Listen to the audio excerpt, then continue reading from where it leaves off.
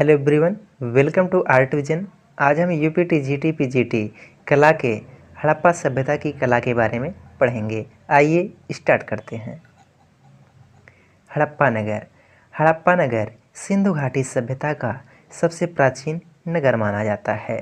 हड़प्पा नगर रावी नदी के तट पर स्थित है और हड़प्पा नगर वर्तमान में पाकिस्तान के मांटगोमरी ज़िले में स्थित है।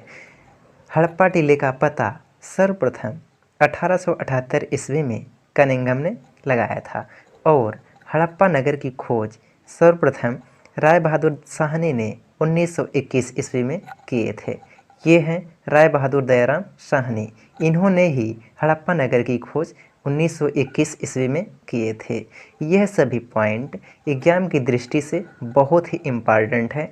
इस पॉइंट से लगभग 3-4 क्वेश्चन आराम से बन जाते हैं।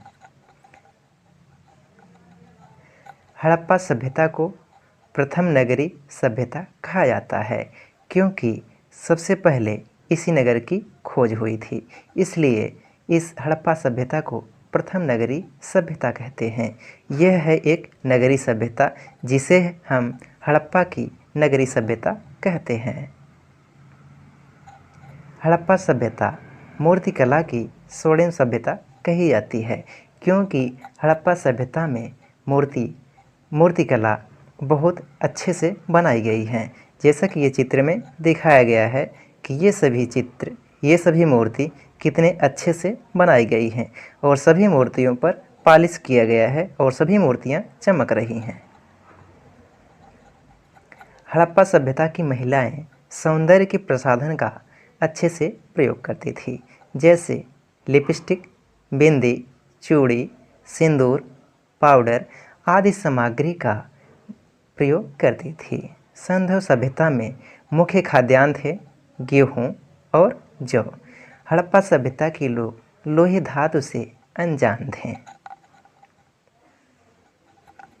हड़प्पा सभ्यता के लोग धार्मिक थे जो भगवान में शिव की पूजा करते थे और वृक्ष में पीपल की पूजा करते थे और पशुओं में एक कुबड़ वाले बैल की पूजा करते थे। क्वालिटी और हमारा पढ़ाया हुआ समझ में आ रहा है तो हमारे चैनल को अवश्य सब्सक्राइब करें। हड़प्पा पशुपालन, पक्षी पालन, पेड़ लगाने में और वृक्षों की सज्जा करने में, खिलौना बनाने में, घर बनाने में, स्विमिंग पूल, डाकयार्ड, गले के हार इत्यादि का भरपूर प्रयोग करते थे। जब चीज़ों का प्रयोग करते थे तो उसके लिए वे कारखाना भी स्थापित करते थे। हड़प्पा निवासी बहुत ही सभ्य जाति के थे और सिंधु सभ्यता वास्तुकला, मूर्तिकला और चित्रकला के लिए बहुत ही प्रसिद्ध है। सिंधु सभ्यता में यह देखा जाता है कि चित्रकला के बहुत कम ही प्रमाण मिलते हैं। जो बर्तन वो बनाते थे उस पे केवल बस वो चित्रकारी ही करते थे।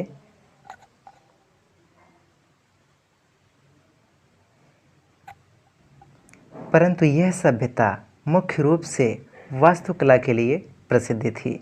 सिंधु सभ्यता में मोहरें भी बनाई गई थी। ये देखिए, ये हड़प्पा सभ्यता वास्तुकला के लिए बहुत ही प्रसिद्ध मानी जाती है। वास्तुकला के साथ साथ हड़प्पा सभ्यता में मोहरों का भी निर्माण किया गया है। जो भी मोहरें बनाई गई हैं, कुछ मोहरों पर जानवरों के चित्र उकेरे गए हैं और चिन्हों के चित्र उकेरे गए हैं। हड़प्पा सभ्यता की नगर योजना। हड़प्पा सभ्यता एक नगर योजना प्रणाली थी। हड़प्पा सभ्यता को 2 भागों में बांटा गया है। आइए देखते हैं। हड़प्पा नगर को 2 भागों में विभाजित किया गया था। नंबर 1,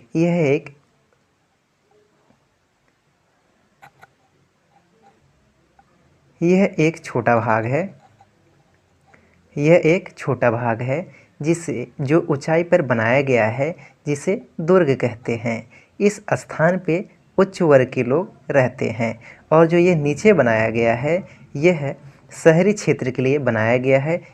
यह क्षेत्र एक व्यापारिक क्षेत्र है।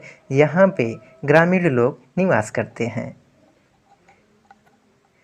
एक भाग हड़प्पा सभ्यता का विभाजन में एक भाग छोटा लेकिन ऊंचाई पर बना होता था और नगर का दूसरा भाग कहीं अधिक बड़ा परंतु नीचे बनाया गया था।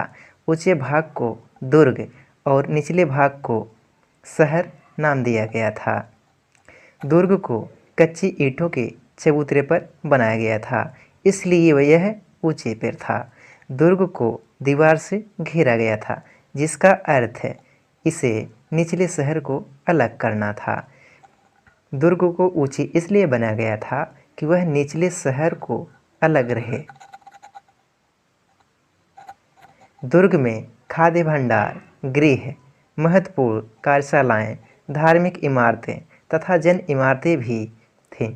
निचले भाग में लोग रहते थे।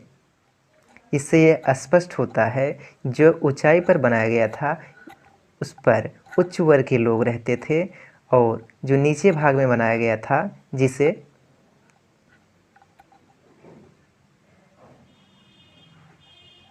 था और वहाँ पे ग्रामीण लोग रहते थे और वह क्षेत्र व्यापार करने का एक क्षेत्र होता था। आज के लिए बस इतना ही। यदि वीडियो की क्वालिटी और हमारा पढ़ाया हुआ समझ में आया है तो वीडियो को सब्सक्राइब और शेयर अवश्य करें। अगली वीडियो में हम हड़प्पा सभ्यता में प्राप्त सामग्री के बारे में पढ़ेंगे और वह वीडियो बहुत ही इम्पॉर्टेंट है, देखना न भूलें।